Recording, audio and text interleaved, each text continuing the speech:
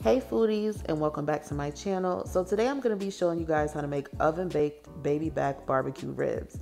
Now if you watched my country style ribs video, this recipe is similar.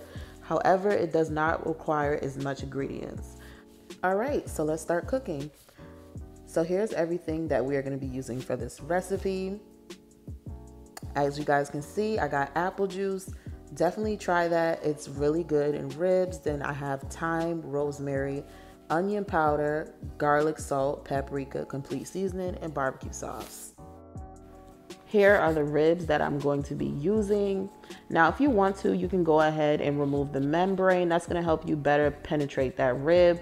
Now, I was rushing, so I didn't have time to do that. All right, so now you want to go ahead and add about 1/4 of a cup of apple juice. And then I'm going to add in 2 sazon packets. Then you want to go ahead and flip that over just to make sure we season both sides. Now once we're done with that, you want to go ahead and add about 2 teaspoons of garlic salt. You guys could use less or more depending on how you want yours to taste. All right, so now I'm going to go in and add a tablespoon of onion powder. So now I'm going to add about 2 teaspoons of crushed red pepper just to give it a nice little spicy kick to it, as well as I'd say about maybe 2 teaspoons of paprika, and that's mainly for color.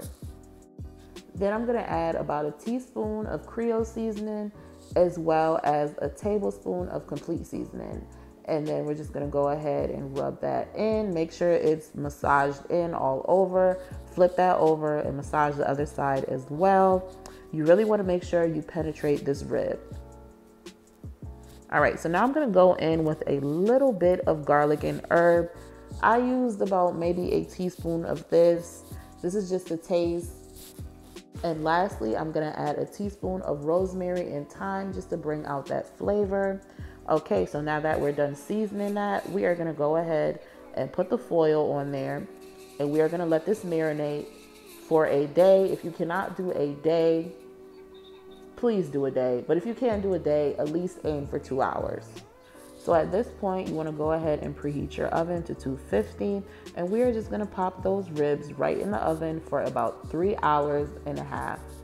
These are some very meaty ribs, so you want to make sure that these are cooked for a long time. That way they can be super tender.